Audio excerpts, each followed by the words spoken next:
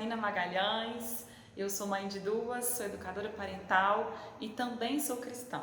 E há um tempo eu entendi que a minha missão, meu propósito de vida é apoiar as famílias e apoiar você na educação dos seus filhos. E aqui nesse canal você vai encontrar conteúdos, ferramentas práticas para educar o seu filho com mais respeito e com mais conexão, a partir dos princípios bíblicos e também das descobertas da psicologia, da neurociência e da educação. E hoje eu não vim aqui para falar do que você precisa fazer na educação dos seus filhos, pelo contrário. Eu vim aqui apenas alertá-lo sobre coisas que são importantes da gente evitar, o que não fazer no dia a dia com as crianças e os adolescentes, se a gente quiser de fato estabelecer essa relação próxima, com conexão, com respeito mútuo e ser efetivo nessa educação que a gente quer oferecer a eles. Então eu convido você a ficar aqui até o final do vídeo, porque ao longo do tempo que a gente vai permanecer juntos, eu vou te lembrar de coisas que às vezes a gente faz sem perceber e pode estar aí prejudicando essa relação que você tem estabelecido com o seu filho. E vou também apontar alguns caminhos, algumas estratégias para substituir esses antigos padrões que acabam sendo prejudiciais. E não esquece de deixar o seu like, de se inscrever aqui no canal, porque aí você não perde nenhuma novidade, acompanha todos os conteúdos que a gente tem preparado com muito carinho e também me ajuda a compartilhar essa mensagem com mais pessoas. Como nós estamos constantemente educando os nossos filhos, a gente passa o dia inteiro com eles, é preciso um grande esforço da nossa parte para a gente olhar de uma forma objetiva para aquilo que a gente tem feito, para as estratégias de disciplina que a gente utiliza, uma vez que é muito fácil a gente se perder em hábitos que não são muito efetivos para disciplinar, seja as crianças ou os adolescentes. E sem querer a gente acaba trazendo à tona estratégias que não nos ajudam a extrair o melhor de nós e muito menos a extrair o melhor dos nossos filhos. E eu sou dessas que sempre digo que não existe uma fórmula, não existe um passo a passo, não tem um manual para a gente educar as crianças, né? Esse assunto é um assunto complexo, porque cada criança é única, cada indivíduo é único, então não estou aqui para passar nenhum manual. Talvez até você possa encontrar pessoas por aí que estão oferecendo isso, uma fórmula mágica, uma solução mágica para educar as crianças. Isso não existe. Eu te aconselho até a fugir de quem te promete isso, porque o seu filho, você e o seu filho são peculiares e o que acontece entre vocês é uma relação exclusiva entre cada pai, em cada mãe, e até quando a gente está na mesma casa. Eu sou mãe de duas e a forma que eu educo a Alice é diferente que eu educo a Luísa. Elas são distintas entre si, possuem características próprias, necessidades únicas também. Então, não dá para a gente falar em receita pronta, em fórmulas mágicas, Não tem um meio único da gente fazer isso. E por que eu te falo isso? Vivendo todos os dias aqui, acompanhando milhares de outras famílias, e não tem como, gente, a gente repetir o que funciona com um, o que funciona com o outro. A gente tem princípios, e é isso que a gente está trabalhando aqui no canal, princípios e caminhos que podem te ajudar aí na sua casa, mas é só você que vai saber aquilo que realmente funciona, aquilo que realmente faz sentido para a sua relação com o seu filho. Então, assim, eu não gosto de listinhas, 10 passos para obter cooperação, faça isso que seu filho vai fazer aquilo. Não existem garantias, Eu sei que educar não é uma ciência exata. Então, por que eu ia fazer um vídeo com os 20 erros de disciplina dos pais? Bom, esses 20 erros que eu vou compartilhar aqui, eu li no livro do Daniel Siegel. Daniel Siegel é um neurocientista renomado, ele tem vários livros sensacionais, inclusive eu indico a literatura dele para vocês. E ele fala muito do cérebro da criança e tem um livro dele chamado Disciplina Sem Drama. E ele lista esses 20 erros mais comuns que até os melhores pais cometem. E ao ler esse livro isso me chamou atenção, fez muito sentido para mim, porque eram coisas que às vezes a gente passa desapercebido mesmo, então são hábitos que às vezes a gente se acostuma, a gente não se atenta e isso atrapalha muito a nossa conexão com os nossos filhos. Então eu resolvi trazer isso aqui no canal e trouxe alguns versículos também para fazer o link com o que o Daniel Siegel traz, porque a Bíblia também converge para o que ele disse. E eu vou abordar aqui nesse vídeo hoje os 10 primeiros erros mais comuns que a gente comete ao educar os nossos filhos. E no próximo vídeo eu vou falar dos outros 10 para não ficar muito extenso, vocês não cansarem de ficar aqui me assistindo. E eu espero realmente que você possa desfrutar desse conteúdo, que ele seja útil para você, assim como ele foi para mim, me lembrando desses aspectos tão importantes que a gente às vezes acaba deixando cair no esquecimento. Vamos juntos? O primeiro erro que até os melhores pais cometem é disciplinar os filhos, as crianças, com o foco na consequência, esquecendo do ensino. E eu te pergunto, com qual objetivo que você tem disciplinado seu filho? Você disciplina seu filho para ele pagar pelo que ele fez? Ou para de fato ensiná-lo alguma lição? Para que de fato ele aprenda algo útil para aplicar na vida dele? Porque, gente, honestamente, o objetivo de uma disciplina eficaz, ela não pode ser apenas garantir que toda infração seja imediatamente recebida com uma consequência. Pagar pelo que ele fez. O objetivo mais nobre ao disciplinar os nossos filhos é ensiná-los a viver bem aqui nessa terra, a viver bem aqui nesse mundo, dentro dos valores e princípios que a gente acredita. E Jesus, ele nos mostra isso na Bíblia, né, da importância da gente focar no ensino e não na consequência. E eu vou compartilhar um trecho lá em João 8, eu sou apaixonada com essa passagem, que diz o seguinte: Porém Jesus foi para o Monte das Oliveiras, e pela manhã cedo estava outra vez no templo, e todo o povo se reunia para ter com ele. Assentando-se, os ensinava. Então, os mestres da lei e os fariseus trouxeram-lhe uma mulher pega em adultério e a colocaram diante da multidão. E disseram: Mestre, essa mulher foi pega no ato de adultério. Deviam estar apontando 1000 dedos para ela. Eles falaram isso com Jesus. E ainda acrescentaram: a lei de Moisés ordena que ela seja apedrejada. O que o Senhor diz a respeito disso? E ele fala: aquele de vocês que nunca pecou, atire a primeira pedra. Quando eles ouviram isso, foram saindo um de cada vez, começando pelos mais velhos, até que só restaram Jesus e a mulher no meio da multidão. Então, Jesus se levantou e disse à mulher: onde estão os seus acusadores? Nenhum deles a condenou? Não, Senhor, respondeu ela. E Jesus lhe disse: eu também não a condeno. Vá e não peques mais. Essa passagem ilustra muito disso. Enquanto os fariseus queriam condenar aquela mulher, queriam que ela pagasse pelo erro dela, e pela lei da época, ela era digna de apedrejamento. Mas o que Jesus fez? Ele abriu mão da consequência esperada e ensinou uma lição preciosa, não apenas para aquela mulher, mas para toda aquela multidão que estava ali ao seu redor. Ele ensinou algo muito mais valioso para todo mundo que estava ali só para julgar e apontar o dedo. E o problema é que muitas vezes nós não fazemos isso. A gente entra no nosso modo piloto automático e a gente age exatamente como os fariseus. A gente foca só na consequência. A gente quer que o nosso filho pague pelo que ele fez. E aí as consequências passam a ser o objetivo final, o foco absoluto da disciplina. E o aprendizado, o ensino, as lições valiosas perdem espaço. E aí, para você evitar esse erro, a gente precisa se perguntar: qual é o meu objetivo? O que eu quero ensinar para o meu filho ao discipliná-lo? E aí, gente, buscar formas criativas, respeitosas, assim como Jesus fez, ele agiu de forma inesperada. Você precisa ser criativo para ensinar o seu filho a lição que você deseja que ele aprenda.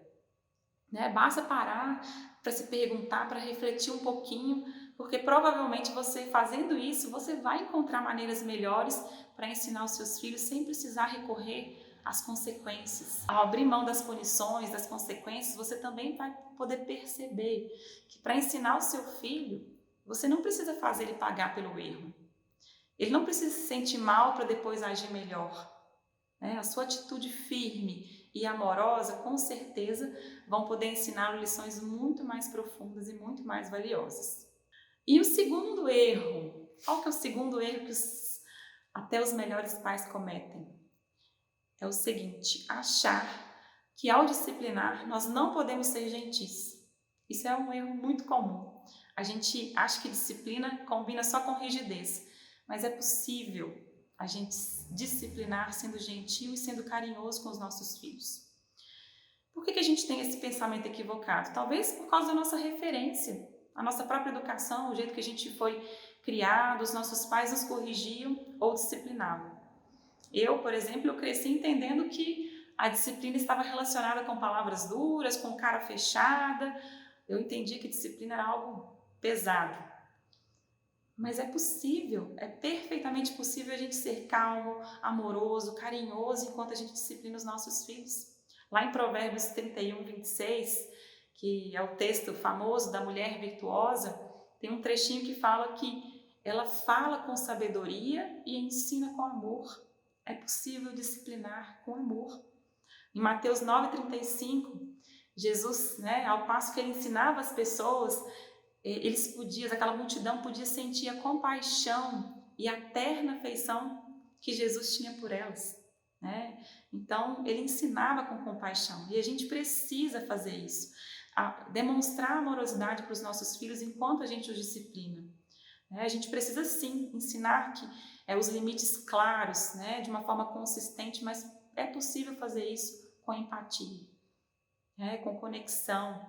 E eu vejo às vezes muitos pais batendo, xingando, punindo, dizendo que é por amor. Mas será que a gente não está transmitindo uma mensagem de amor confusa, contraditória para os nossos filhos? Gente, quanto que é poderoso quando alguém te corrige de uma forma serena, com uma postura amorosa. A pessoa é firme, demonstrando amor. Experimente conversar dessa forma com o seu filho sobre algum comportamento. Talvez aí você está brigando, reclamando, discutindo, ele precisa mudar algo. Experimenta ter uma conversa firme e gentil ao mesmo tempo, disciplinado, demonstrando que você se importa com ele, de uma maneira que comunique carinho, amor, respeito, conexão. A firmeza e a gentileza são dois aspectos da criação que elas podem e devem coexistir. O terceiro erro comum que os pais cometem, que eu às vezes cometo, é confundir consistência com rigidez. O que é ser consistente? É a gente criar os nossos filhos dentro de uma filosofia, de uma perspectiva de vida que é confiável, que é coerente, para que os nossos filhos saibam o que nós esperamos dele dentro da nossa casa. Isso é muito importante. Entender quais são os valores, quais são os princípios que norteiam as relações dentro da família. Nisso, nós precisamos sim ser coerentes, consistentes em relação a isso. Mas não significa que a gente precisa se manter ali como um sargento dentro de casa, com uma devoção inabalável, aquele conjunto de regras arbitrárias. O que eu estou querendo dizer é que a gente não precisa se punir por, às vezes, flexibilizar um pouco. Não tem nada de errado, de vez em quando, a gente abrir uma exceção a uma regra, de fazer uma vista grossa para, às vezes, um deslize pequeno, dar uma folga para o seu filho.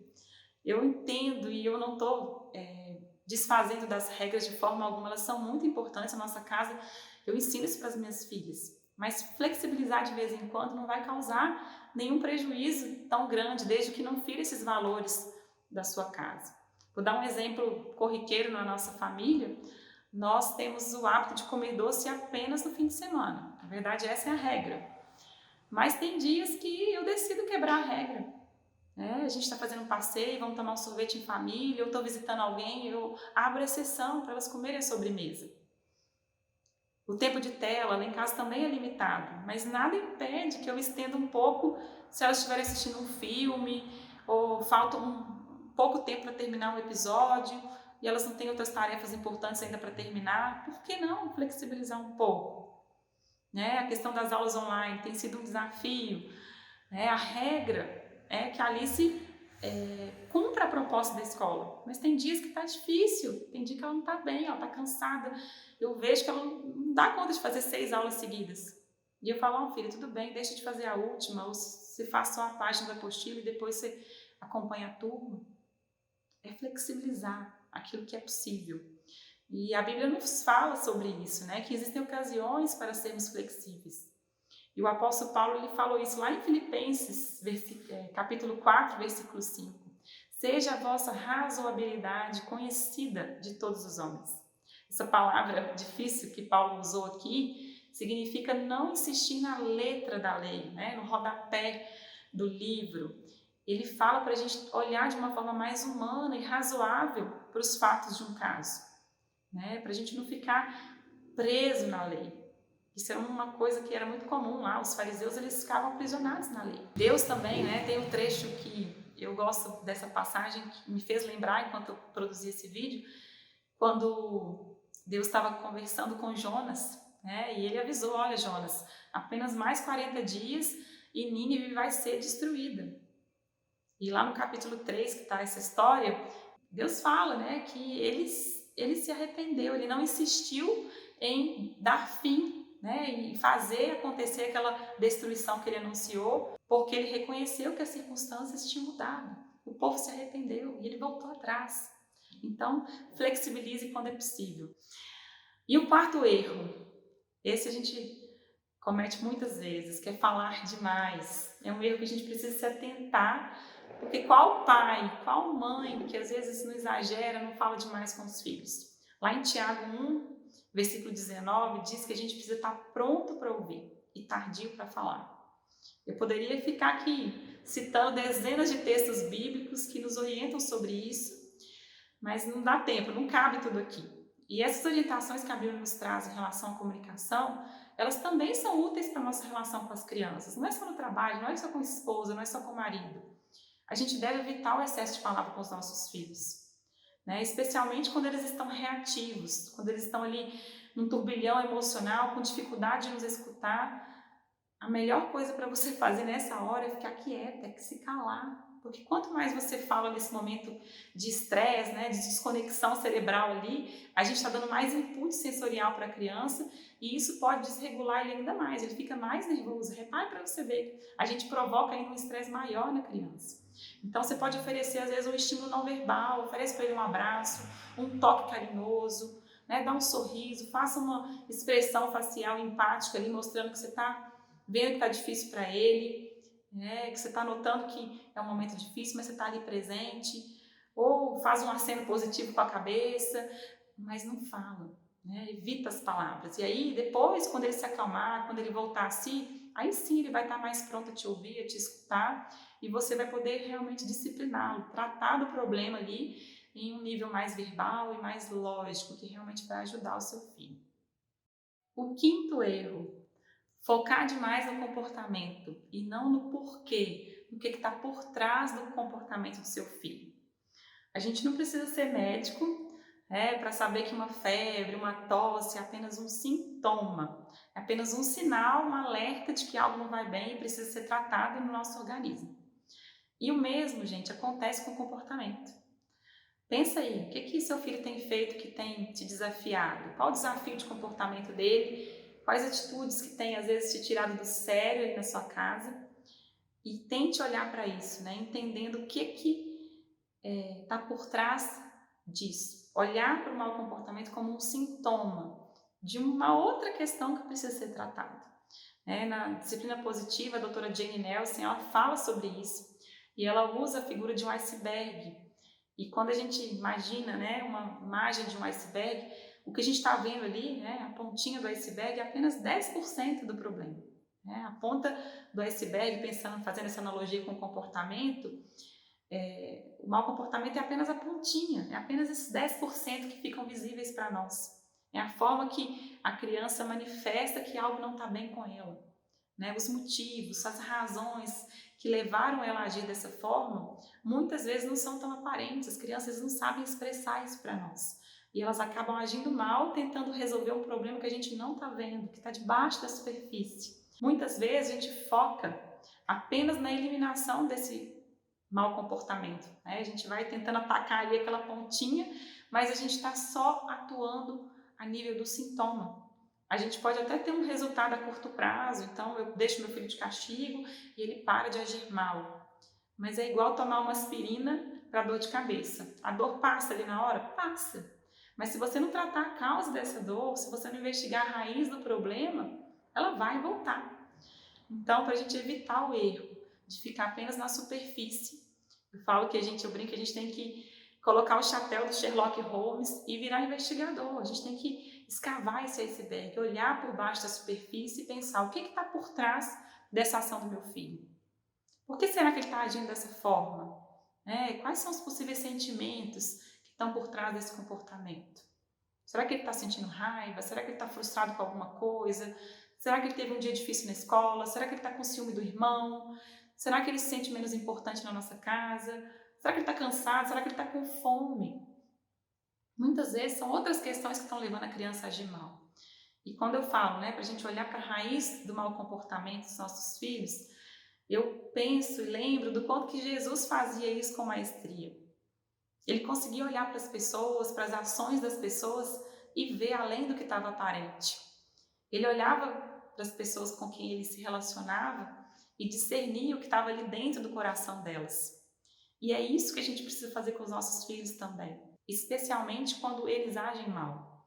A gente precisa se conectar com os sentimentos, com as experiências subjetivas que eles estão ali vivenciando, experimentando, com as necessidades não atendidas que talvez estão levando eles a agirem daquela forma.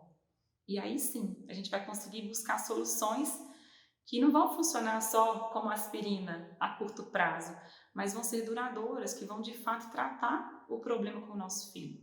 E o sexto erro, um outro erro comum, é a gente esquecer de focar em como dizemos o que a gente precisa dizer. Muitas vezes a gente sabe exatamente o que a gente quer transmitir para os nossos filhos, mas a gente se esquece do como a gente diz para eles. A gente tem muita convicção sobre a mensagem que a gente quer transmitir, mas será que a gente está treinando o como a gente faz isso? Será que a gente está atento às formas, às maneiras, às estratégias de comunicação? A gente está na faculdade, a gente se prepara ali, a gente faz cursos, às vezes de oratória, para falar em público, mas você já parou para tirar um tempinho para aprender a se comunicar melhor com seu filho? Quantas vezes a gente, querendo encorajar as crianças, seu filho está ali com dificuldade nos estudos, você quer encorajar e diz, um exemplo, olha, se você continuar essa preguiça para estudar, você não vai conseguir ser ninguém na vida. Ok, a sua intenção é ótima, fazer seu filho se movimentar e se motivar a estudar, mas será que uma frase assim vai realmente fazê-lo se sentir mais animado para pegar os estudos, para pegar o livro e ler? Como que você acha que uma criança, um adolescente vai reagir a uma afirmativa assim? Na melhor das hipóteses, ele vai apenas balançar os ombros e falar, nossa, que saco, lá vem meu pai e minha mãe com essa história outra vez. Se você quer extrair o melhor do seu filho, você precisa cuidar do como você fala. Então, nesse exemplo aí dos estudos, você pode dizer, filho, uma forma mais encorajadora. Eu tenho certeza que se você se aplicar aos estudos, você vai ter a recompensa disso tudo no futuro. Eu estou vendo que está difícil para você agora e eu estou aqui para te apoiar no que você precisar. Qual que será a sensação dessa mesma criança ouvir uma afirmativa desse jeito? Provavelmente ele vai se sentir visto, acolhido e realmente encorajado. Então, a intenção é importante, mas o como a gente vai fazer, como a gente vai falar e se expressar faz toda a diferença. O oitavo erro que a gente também comete na caminhada com os nossos filhos: ter reações exageradas. Lá em Provérbios 16:32 diz que melhor é o homem paciente do que o guerreiro. Mais vale controlar o seu espírito do que conquistar uma cidade. A Bíblia está cheia de orientações quanto à importância da gente desenvolver esse autocontrole, o domínio próprio. E isso realmente é um desafio, para mim, é um desafio diário para nós pais e mães que temos esse convívio intenso com os nossos filhos. A gente precisa se policiar, porque quando a gente exagera, sabe qual que é o grande problema da gente exagerar nas nossas reações? É que quando a gente está disciplinando a criança e a gente tem um comportamento exagerado, quando a gente é duro demais, quando nós gritamos, quando a gente tem uma reação muito intensa, a gente tira o foco do próprio comportamento da criança, da lição que a gente quer ensinar para eles, e eles passam a focar no nosso comportamento. Ao invés de pensar o que eles fizeram, de refletir na ação que eles fizeram e foi inadequada, eles começam a olhar pra gente e pensar, nossa, como minha mãe é irritante, como meu pai é injusto. A gente tira o foco do comportamento deles e traz para nós. Então a gente tem que evitar fazer tempestade em copo d'água, porque isso vai distrair o seu filho daquilo que você deseja ensinar para ele.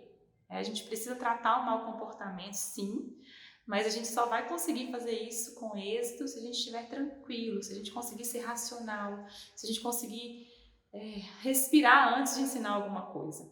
E se por acaso, momentaneamente, você está ali, não está nesse estado, nem de tranquilidade, nem racional o suficiente, sai de cena, se permita um tempo, respira um pouco, dê uma volta, eu não sei o que te acalma, mas só retome com seu filho quando você conseguir agir de uma forma melhor, sem exageros, E desse jeito você vai conseguir ajudá-lo a manter o foco nas atitudes dele e não nas suas. E o 9º erro que muitos pais cometem é não reparar, é não consertar as coisas. Gente, é impossível a gente não entrar em algum conflito com os filhos em algum momento da nossa vida. Isso faz parte do convívio. E muito menos, a gente não consegue controlar todas as situações, a gente não consegue controlar a gente mesmo o tempo todo. É inevitável, mas muitas vezes nós seremos imaturos, reativos, agressivos. A gente vai em algum momento agir por impulso e acabar fazendo aquilo que a gente não gostaria, ou dizendo algo que a gente se arrepende depois. E é muito importante a gente tratar o nosso mau comportamento, a gente reparar essas quebras no relacionamento o mais breve possível, dando e pedindo perdão aos filhos. Por quê? Porque quando a gente faz isso, quando a gente repara o que a gente fez de uma forma sincera, de uma forma amorosa, a gente está apresentando aos nossos filhos uma habilidade preciosa, que eles também vão aprender enquanto você faz, que é assumir o erro e consertá-lo. Quantas crianças, quando você pergunta o que aconteceu, eu não. A criança se esquiva porque ela tem medo de assumir a responsabilidade. Então faça isso que seu filho vai aprender e isso vai ajudá-lo a ter relacionamentos muito mais significativos ao longo da vida dele. É uma lição preciosa que você vai ensinar. E lá em Tiago 5,16 está escrito que a gente deve confessar as nossas faltas uns aos outros para a gente ser curado. É um texto famoso da Bíblia. E é engraçado que quando a gente fala disso, a confissão a Deus das nossas faltas é um assunto de maior aceitação. Mas quando a gente fala de confessar aos outros, de confessar aos filhos, imagina, isso pode ser algo mais desafiador para você, mas eu te garanto que vale a pena fazer, vale a pena reparar os erros. O 10º erro é a gente tomar decisões, estabelecer regras no calor da emoção. Isso é um erro também que às vezes a gente faz e é muito comum. Eu vejo muitos pais que às vezes ali no calor do momento, no estresse, acabam fazendo declarações exageradas. Eles estabelecem coisas que não conseguem sustentar depois. Por exemplo, olha, agora você vai ficar sem nadar o resto do verão. Você vai ficar vários meses sem ir na piscina. Ou você nunca mais vai sair sozinho. Às vezes está de férias, no segundo dia do passeio em família, aí o filho age mal e o pai vai lá, a gente vai embora para casa hoje e acabou o passeio, porque você não está se comportando. Gente, a gente fala coisas impensadas na hora do estresse.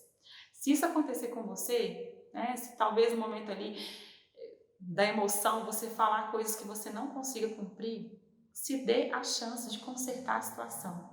Cumprir o que você diz é importante? Sim, é necessário. A Bíblia, inclusive, nos lembra disso, falando que seja o nosso sim, sim e o nosso não, não. É claro que a gente tem que manter essa consistência com os nossos filhos, mostrando que o que a gente fala é válido e importante. Mas, às vezes, nós nos colocamos em situação difícil e a gente precisa sair do aperto. E é possível fazer isso sem deixar de ser consistente com as crianças. Se você viu que exagerou, você pode admitir, filho, naquela hora eu estava muito bravo, muito nervoso e eu não pensei direito. Eu avaliei melhor, eu mudei de ideia, e você pode encorajá-lo, inclusive. Dizer do que você não gostou, eu não gostei daquilo que você fez, daquilo que aconteceu, mas eu realmente acredito que você pode agir melhor daqui para frente. E eu confio em você. Então, há para consertar sem perder a consistência. Esses foram alguns dos erros que até os melhores pais cometem, Foram 10 dos 20 que eu vou compartilhar com vocês. O objetivo dessa série, não é de forma alguma trazer culpa ou peso para você que é pai, para você que é mãe, pelo contrário. Eu espero que esse vídeo possa ter te ajudado a enxergar que os erros são parte do dia a dia, de todo pai, de toda mãe, eu me incluo nisso. mas a gente ter consciência disso, né, vai nos ajudar a agir melhor com as crianças e também ensiná-los de uma forma mais efetiva. Enquanto a gente lida com os nossos erros de uma forma positiva, a gente está ensinando os nossos filhos a fazer isso também com as faltas deles.